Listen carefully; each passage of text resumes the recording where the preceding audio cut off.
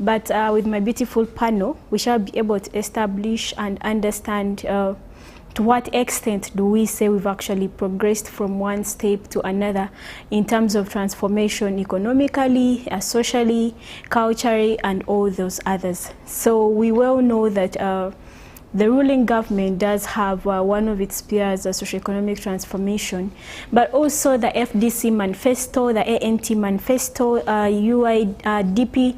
We see all of them really looking forward having an inclusive and socially economic Uganda. And of course, with me in studios is, I am going to allow them introduce themselves, but briefly I do have Victor Akansasira, who is a Pan-Africanist, but also one of those fundamental young people that we have in Uganda. We equally have Brenda. Brenda is a CEO and executive director at Hubs Organic Limited. And then we do equally have Gidongo Derek, who is a civil engineer. It is a very well-constituted panel where we have even civil engineers take action to ensure that they are part of these discussions. So I'm going to allow right from Gidongo. Gidongo, say hello to our viewers and introduce yourself. Hello viewers. Thank you, Lynn, for this opportunity to share with the young people and mostly the country. My name is Gidongo, just like she has put it, and I am a civil engineer, but most importantly, a young person.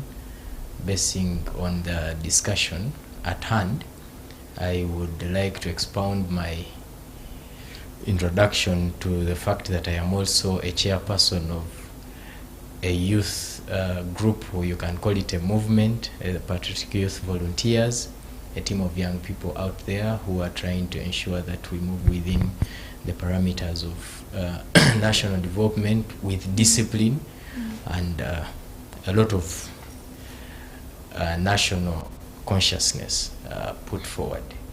I thank you so much for having us, and I hope that we are going to have a very, very fruitful discussion tonight. Thank you so much, Gidongo, for joining us and that interesting conversation. Brenda, please say hello to our listeners and viewers. Yes, good evening. My name is Ainemkama Brenda. I'm a co-founder and managing director at Hebs Organic Limited, where we are turning agricultural waste, especially the mango seeds, into cosmetic products. I'm so happy to be part of this program and can't wait to see what is coming up. Interesting. I think you mentioned something that is very pertinent in terms of development and economic transformation. Yeah. Maybe we shall be able to pick your understanding later on that. Yeah. Next to Brenda is Victor. Victor, kindly say hello to our viewers.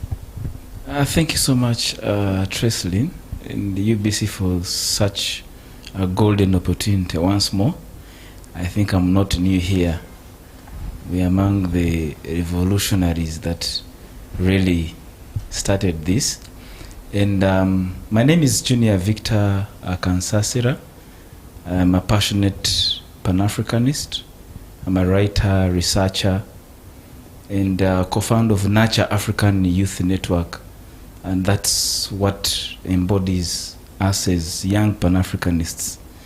And I'm a patriot because I belong to the National Patriotism Alumni Association, which really mobilizes young people to loving their country. Thank you. Thank you so much, Victor, for joining us tonight.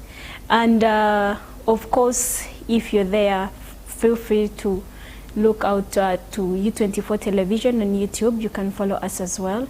And feel free to share any comment on our media pages, which is U24 Television. To get it started and talking about socio-economic transformation, like I had highlighted earlier, is transformation could mean different things to different people. And particularly when you look at the NRM manifesto, the president does highlight about the 3 C's and the 3 T's in terms of coffee, cotton, and cocoa, and also tobacco and all that. But also we do well understand that agriculture, AI, technology and all those other avenues are part of those entities where we have seen young people, particularly because we are on a young people's show, partake to develop themselves or even get better. And luckily on our show we do have someone who is actually from the organic, using wastes to transform them into something that can be able to be of use. And I'll get it started with you, Brenda. From your understanding, from your experience, from the work that you do, what does socio-economic transformation mean to you? Thank you so much again for the opportunity. First of all, I would like us to embrace the fact that we are the biggest population in the country. We constitute around 60% of the population, that is the youth. So if we are talking about the socio-economic transformation, these are the activities we do as the youth to engage with our society such that it is contributing to the economic development of the country. And if I'm to talk about basing on what I do, of what we do as Hebs Organic, we use the mango seeds that are wasted, that are put to waste, and bring them out. We buy them from the local farmers, we grind them and make cosmetic products out of them. If you're to look at the kind of market, if someone wakes up in the morning, plants their mango trees, gets the mangoes, they are perishables, these are perishables. So someone has put their mangoes to go to the market to sell the mangoes, and at the end of the day, they have perished. He has children at home to feed, he has to pay school fees, and they have all perished. He has nothing to put up in front. And then if you look at these are perishables, this person becomes disappointed and almost gives up on their lives on what to do. But when we come up as the youth and you say, you know what, we can do this, we can buy this waste at least from the local farmers, and we give them something, and in return we are doing something that is going to help them and transform their livelihoods. So as the youth, this is what we have to look into to relate with the socio-economic activities. We have to leverage the internet, use it importantly to transform, use it, look at what others are doing from other countries maybe, and leverage it with what we want to transform it in our economic here in Uganda.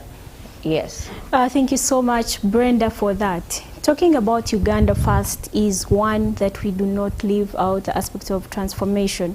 And I'll get you, Victor. As a patriot, the nexus between patriotism and socio-economic transformation, what is your comment on that? Well, thank you so much, Treslin, for that beautiful question. We need to first digest what a youth is before you run into socio-economic transformation. I want to first appreciate the fact that most houses, most research bodies have come up with different definitions on what a youth is. Like, for example, according to the National Youth Policy, defines that individual or a person who is from the age of 15 to 30 years. Then the UN defines youth as a person between the age of 15 to 24. Then also UNESCO gives us the periodic life of that individual between the adolescence and early adulthood, and that varies according to or across different spheres, basing on how different countries or regions define or stipulate that age bracket. But as Uganda per se, we have to focus on particularly the age of 18 to 30. And of course, that also connects us to the most recent UBOS statistics that basically defines the young person in that particular category. We also have to appreciate that the young people in this country constitute the biggest margin in the population. Yes. Probably 22.7%. Then if you look at from the age of 0 to the age of 30, they are over 50%. If you go to UBO statistics of 2024, what does that mean? It means that we have the biggest role to play in ensuring that one of the 4 IPs of the party, the government that is leading this country, is ensured and is taken forward. That is socioeconomic transformation. I think it is the third principle. Because the first one is patriotism, Pan-Africanism, socioeconomic transformation, and then democracy. To your question, what do you understand when we talk about socioeconomic transformation? We are talking about a structural, a sustainable change that a country or leaders have to ensure that leaders have to follow or to put in their mind in ensuring that the population, the populace of that particular country does not live in poverty or what we call abject poverty. Ensuring that the economy of that particular country is moving forward.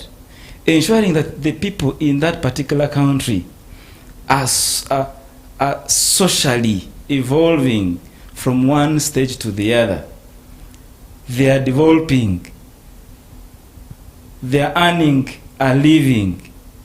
For example, I want to connect you to some of the things I know that young people are basically doing. However, there are issues, of course, to do with unemployment.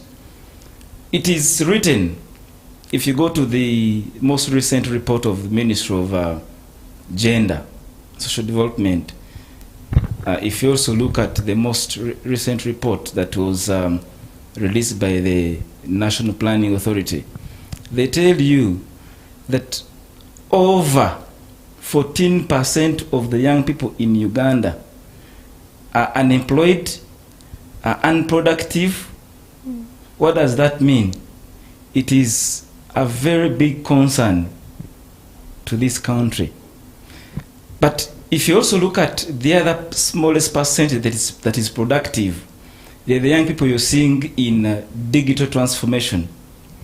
Talk of technology. They're the young people you're seeing down there, manufacturing. I hadn't pointed to go to Namanve industrial hub, industrial area. 80% of the young people in such hubs are young people. You go to Namukenkera, 70% of the young people are in production. When talking about socioeconomic transfer, that is the structural process that we are talking about. Just go down in downtown, in here in Chikugo, down there. Young people are the ones in market selling from one customer to the other. They're the same people that are in markets. You know, for example, if you talk about agribusiness, if you're talking about agribusiness and then you remove the young people, then you're not basically you're not pro-youth. You know very well in this particular generation, there is no land.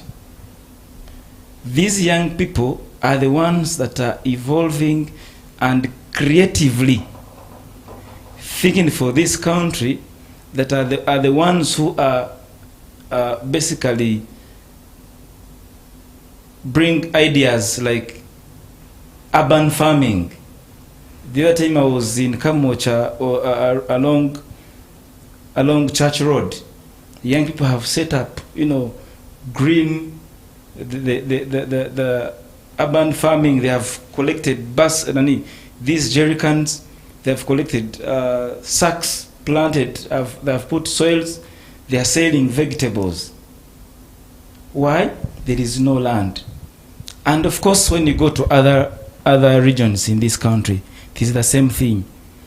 I've seen CBOs, social enterprises. If you go to the URSB and get the information or data, you'll realize that 60% of the registered social enterprises belong to the young people. But what is lacking is only maybe skills, retooling, and then this small seed capital. Interesting. To cut you short right there, I'll be getting back to you. Gidongo, as a civil engineer, and usually when we are growing up, our parents do invest in us with education, paying school fees, and so the hope is that perhaps after school we become someone better. In your understanding as an engineer, but also vis-a-vis the economic world, what is the role that education has had to play in or towards socio-economic transformation? Thank you so much, Lynn. Education. There is a writer, or if it's not a writer, I don't remember who that person clearly is, was that if you want to kill the future of a given country or a nation, you start with their education system. And if I also have to take you back, I am a civil engineer with a background of philosophy and a bit of revolutionary discussions running all the time, just like Ndugua Kansasira has been saying. I am an alumni and also an instructor for mindset change with the NSPC. So Lord Macaulay in 1835 at one time said he had traveled and traversed the world, the breadth and length of Africa, and he had not found anyone who was a beggar, none who was a thief, nor did he find people who were ill-mannered per se. A country, he said, that was embodied with a lot of pride and values that nobody can manage to break. But the only way, if they are to conquer and take over this country, was number one, to break its what he called ancient education system, and of course the cultural and spiritual bit and all those other discussions. And they started that long time ago, and it happens today. So when you ask me how the education today has contributed to socio-economic transformation, I would say we have been operating an education system of 1929, which was given to us by our colonizers. And of course, it has partly done good to us, but at a certain point we had to break loose with it, which later changed to the new generic curriculum. But that curriculum brought a number of us out. And that curriculum was based so much in producing managers rather than technocrats. It was put up to produce majorly 4 categories of people who would then help our colonizers keep their conquest moving. And that was engineers. I am here. We talk about teachers, the lawyers, and the doctors. Those were the basic professions then. But after 2001, moving forward till now, within just 2 decades, there has been a shift of events. that if you just remained on understanding your civil engineering, I'm going to go to the road and all that, and that is that, I just know that's not enough. And you realize that there are again other very many spaces that have come up that the world needs. The world has shifted in terms of technology, that we need to transform our education system, which we have done much as it has come in late. So the other old system has brought a number of young people out who have skills. Okay, sorry, they are educated, but they are not employable because it does not answer the question of today's challenges.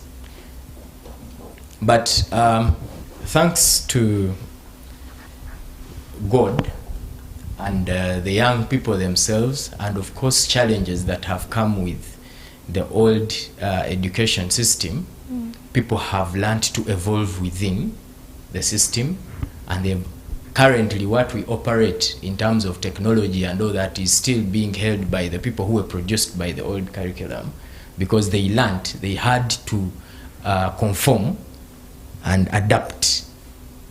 But in any case possible, I would say the education has been good and it has done its part, but it is more now into having our people go practical, because to me socio-economic transformation, just like it has been described by others, the shift of society from one stage to another, it is not just economic, but rather it is so vast. One person I was having a discussion with somebody via WhatsApp when he said we are zeroing this so much that this is very, very vast and broad.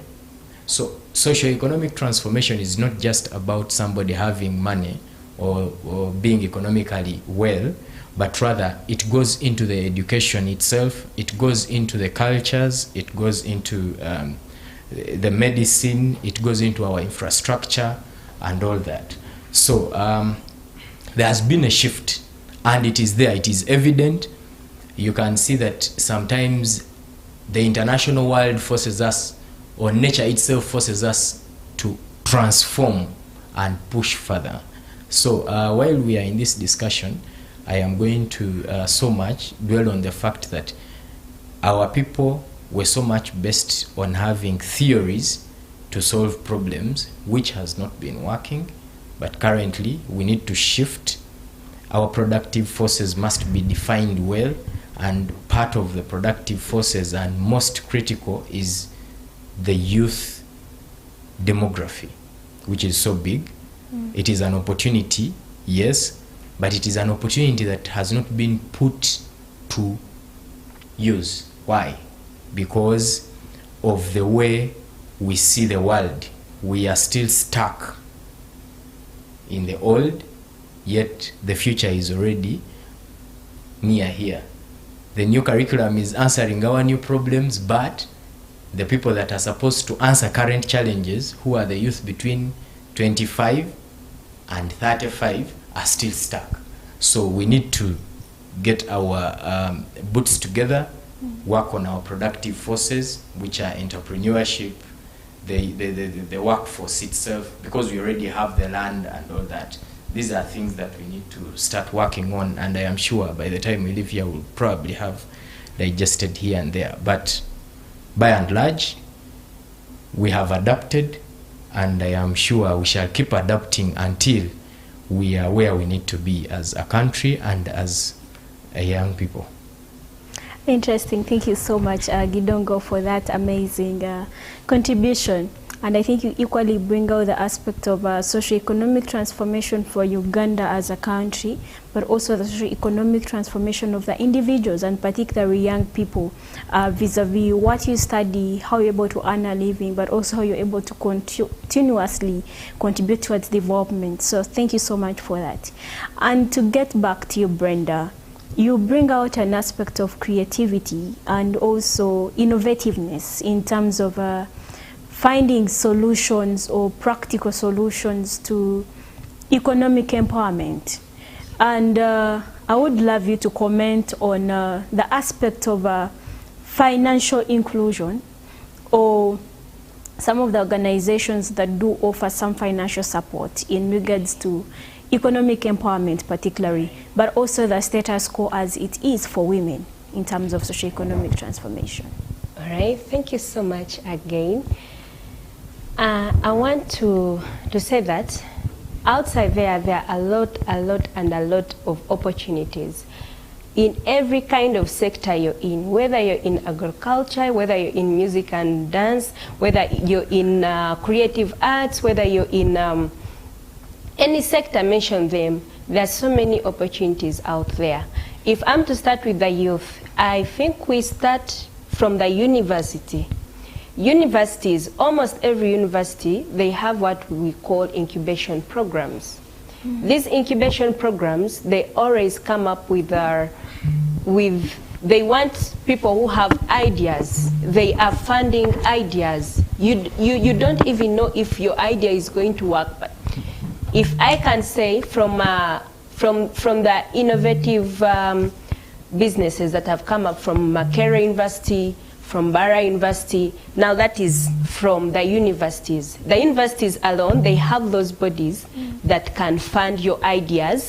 You're able to prototype, that even when you go out of the university, you're able to stand on yourself and maybe look for more funding outside, but you have the knowledge from the university and you've been supported, you have prototyped, or maybe you have an MVP.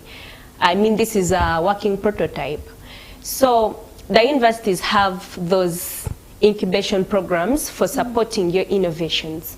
Then when you come outside, now let's say you're already outside the university, there are incubations. If I'm to mention, there is CURAD, there is at Uganda Industry Research Institute. They have incubation programs. Here you just go with what you want to do. But also importantly, you need to understand that you need to learn a skill. Yes, I understand that you might have left the university without a skill, or senior 6 or senior 4. But here at Uganda Industry Research Institute, you just go. You don't pay any fee, but you are given, you are requested to buy raw materials you're going to use. For example, you can say, I want to learn how to make soap, I want to learn how to make this. This, at Uganda Industry Research Institute, they provide such services. They help you come up with a skill, then they incubate you, then you're able to start up your business. That is at that. Then there is also Mukazipreneur. Here, they are empowering women. Every Saturday of every month, they train a skill. Whether in you want to make soap, you want to make lip gloss, you want to make what.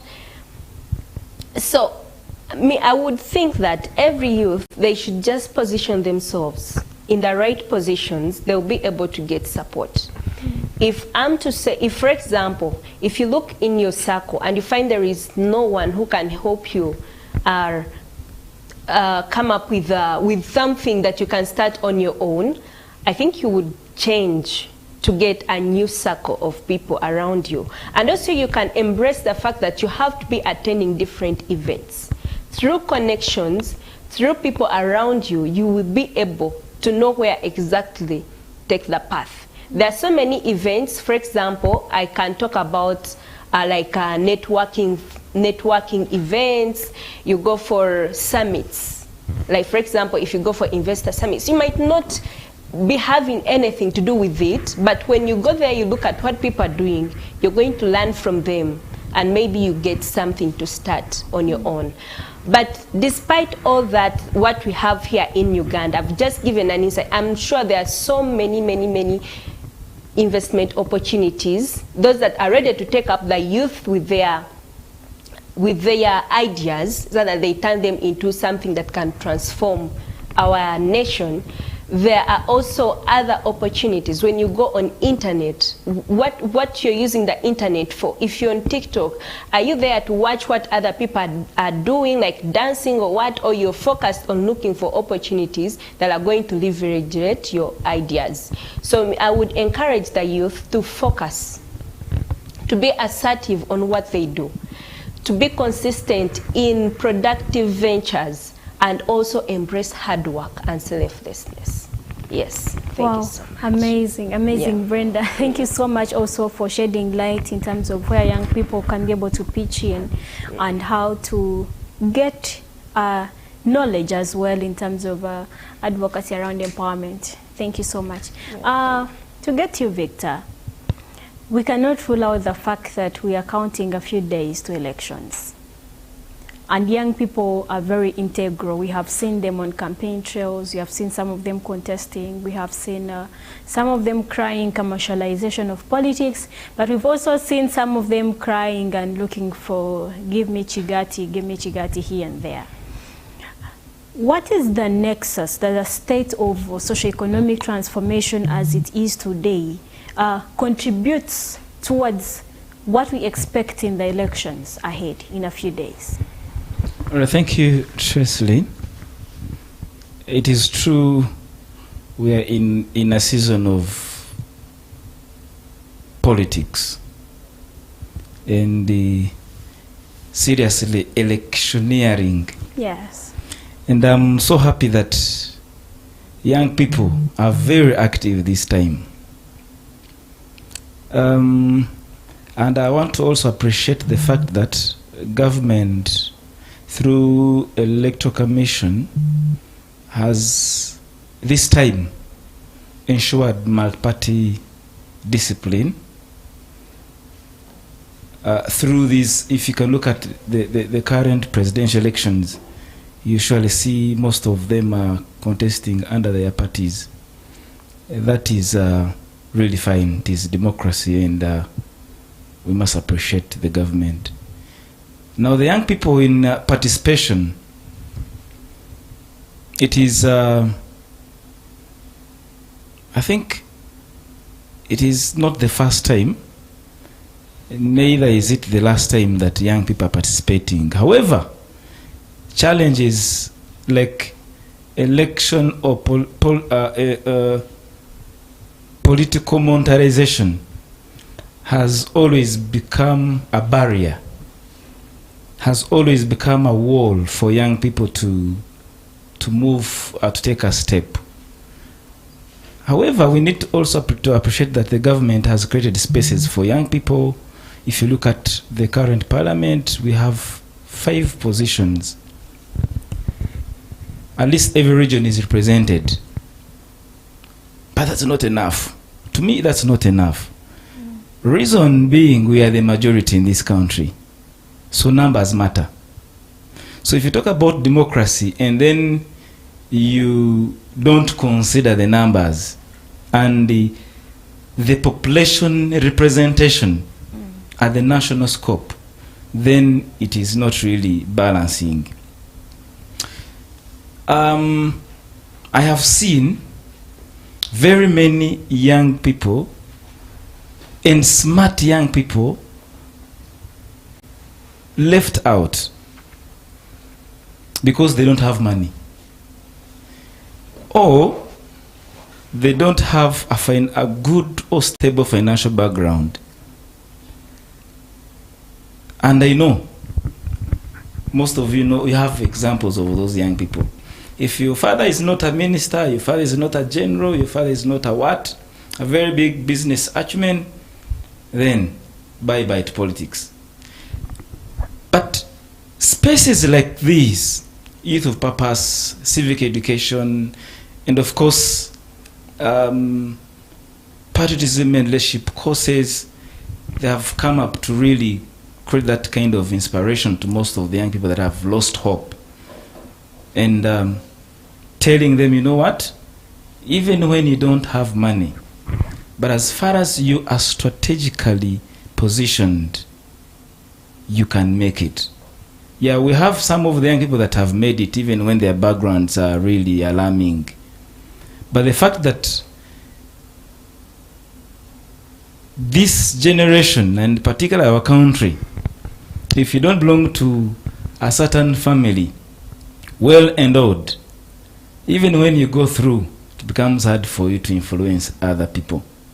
So it is a serious call, and we have, I think I'm also one of the victims, because I wanted to contest on, in fact, I'm going to come on some position 2027. So if you see me at the East African Legislative Assembly, even when we don't have money, but we have to find ways of shaking the table. Because we matter, we have the numbers. So if I see Comrade Gidong also saying we are coming, that's very good. But indeed, monetarization is a very big effect, and we must stand up together and fight it. It is not the money, it is not the titles, it is not your father that leads, that influences, or that brings change in the communities. It is that capacity that one has to stand up tall and then transform the communities. Thank you, Tracy. Amazing, amazing. Thank you so much, Victor, for that addition. And of course, those joining us from YouTube, we do have Samanya Ismail, who is saying he's listening in from Mbale City Patriotic Youth Volunteers. And he says, patriotism, core value number 6, cherish cultural heritage and family value, is the most dying fact among our social setting, and hence having more disgusting behaviors amongst the youth in our social or in our societies. And then we do have this one who is Cam DXB, says that we are watching live. Thank you for this positive program aimed to help youth move forward. Thank you so much for joining in via YouTube. And of course, if you feel free to share with us your message, the WhatsApp number is on our screens. We shall be able to get it live to you. And of course, this is a very short show and time is really fast spent, but we would love to pick as we get to the concluding remarks. But just briefly, one question, if you can use 2 minutes each. How do you think that socio-economic transformation, the one that you really envision as a young person, what should it look like, and where do young people fit in? And I'll start it off with you, Derek. Thank you so much. For me, I think, like I had described earlier on, socio-economic transformation, as broad as it is, should be holistic. Yes. How holistic? When something is metamorphosing, those who have studied the ticks, or let's talk about a butterfly, because it is easier for somebody to talk about the eggs, the larva, pupa, and then the butterfly itself. The moment you change shape, that means even the environment you operate in changes. You must change that environment as well. So, Uganda faces or is in a state that we call a state of quagmire at some point, where we have a coexistence of very many social settings. It is only in Uganda where you find a young person having a smartphone but is living in a grass-thatched house. There is because I don't know whether somebody understands when I say it that way, that our form is so far away detached from our content that you have an iPhone, but you are not going to have supper. Yes. Now, our transformation must come, but it is going to come at a very big cost, which very many people are not willing to take. Our people today would rather want to show off that they are living a good life, but in the background it's different, and that way the transformation will not come. Even those who keep crying and sloganeering and doing what say this, do want to show the world something else, but in the background they don't do the donkey work. They can't do the much. That's why you even see people being corrupt, stealing here and there just to maintain a certain social life. But when you dig deep inside their own lives, they cannot stand to that. So for me, the only way I see Uganda's socio-economic transformation dream coming true is when our people come to the truth of the matter and agree that we must go back to the basics. There is something that is always primary, then the secondary comes. That if you do not invest or you don't save, you cannot invest. And if you do not invest, you can't get profit. Uganda is where people are profiting without investing. And that way, we cannot have a country moving at a given pace. But there are indicators that there is transformation moving forward. For example, today, very, very, very few people are dying, and we have a very big, actually having a big number of youth, it's in itself is transformation. Because a few years ago, if I can quote what the president keeps going back to, in 1986 when they came, we were only having about 15 million people. And within a very short, that is Uganda, since the world began being what it is. But within a space of 40 years, we are having over 46 million. What engineered this big number of young people?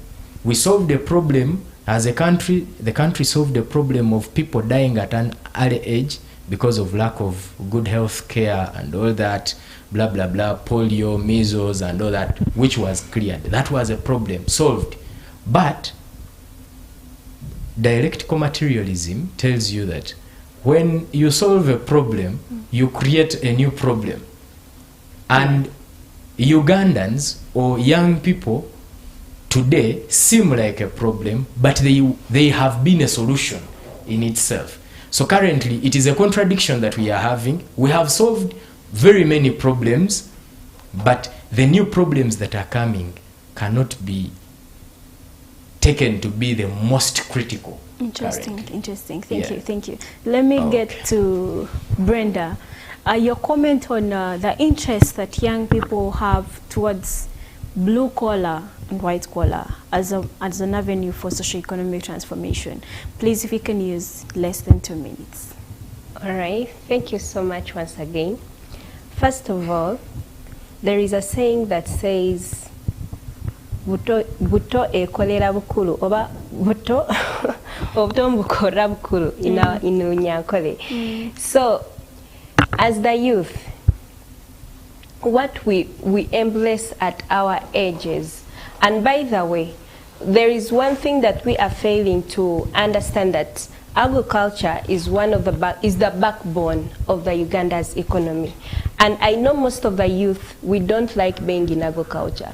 And you know, when they talk about agriculture, I think we think of going in the garden and digging. Yet there are things that we can think of, like agri-tech, like using the technology to make people have what they want, but in a technological way, which can be actually be brought in by the youth. But every time they talk about agriculture, they think of going back in the village and digging, which is not the case. Yes. I call upon the youth to see through, using the knowledge maybe we have attained from school, to use that knowledge that we can transform our nation.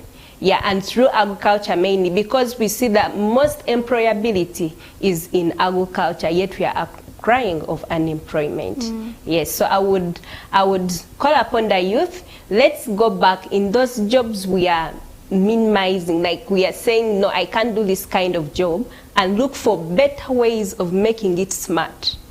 Yes, and we use it that way so that we improve the economy of Uganda. Thank you. Thank you so much, Brenda, for that call to the young people. And also, it is a reminder that this show does happen every Wednesday at 3 p.m. And of course, our WhatsApp number is on the screen in case you'd like to share your message with us. And I'm getting to the parting shots, and I'll start with you, Victor. What one word or what inspiration do you think young people need to partake to be part of the cause for a sustainable development in Uganda? Thank you, Tracy. The UN Sustainable Development Policy, Article 3 stipulates that a society that is growing economically but is not transforming its people is a lost society. I think we have discussed a very important topic, and I have hopes that everyone that has listened or who was watching really has learned something. I also want to call upon every parent, every citizen of this country to embrace quality education. I have realized that, like Mandela says it, that it is the key you can give your community to transform that community. But we also have to understand that generations keep changing. For example, if in the 21st century we need to adopt with the current trend, we need to understand that this is a generation of technology. It's no longer the other one that we're used to.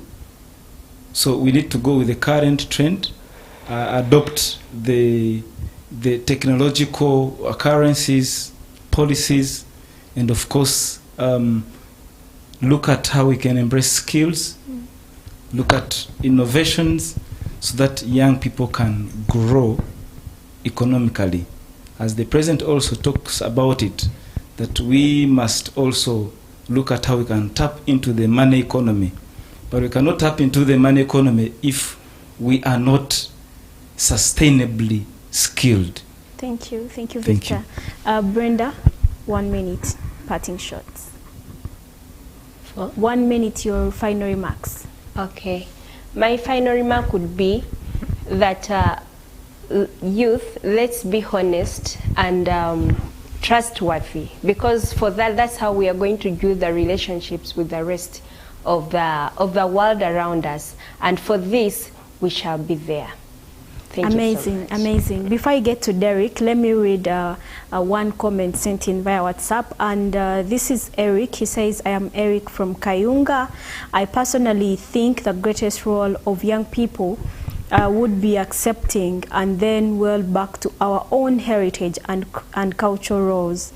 That is the basis of all positive vibes. I'm not believing in uncivilization or primitive ways we had earlier on, but my view is that let's try to align and relate the advancement of technology with culture, and it would be far better if we embrace technology without dropping our indigenous disciplines, doctrines, and principles. By the way, we shall transform both the economy and the social affairs. Derek, your parting shots. Thank you so much, Eric. Thank you so much, Lynn. A country or a leadership of a country is as good as its people. So when you see mistakes being done, when you see people failing to make interpretation or taking decisions or making laws that or enforcing laws that need to be enforced in order to see the country move forward, it's not just individual, it is a societal problem.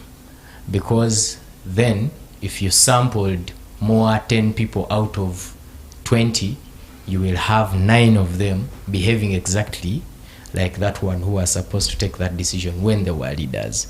So for me, parting shots are, I think the young people or our people particularly should invest in understanding this country, but most importantly understand how society shifts such that we do not find ourselves in a situation where we are fighting certain wars that are not going to be won. You will fight a losing war because you don't understand what you are fighting. So let's embrace knowledge and understanding, and the young people should avoid sloganeering and being manipulated by politicians all over, because that is what they have been used as tools. Thank you. Thank you so much, Gidongo Derek. Thank you so much, Brenda. Thank you so much, Victor. And of course, Uganda is party to Uganda Vision 2040. We do run under the East African Vision 2050. We equally are party to the African Union Agenda 2063. We do look towards a Uganda that is socially, economically, but also politically empowered, where young people's views and ideas are respected, but also where we work towards clear jobs, clear rights, and appreciation towards being better today and tomorrow. And of course, it's been me, Tresilin Ankunda, that does host this conversation. We want to thank the team behind the production that makes it possible, and also to thank you, our viewers, who always follow us this show every Wednesday at 9.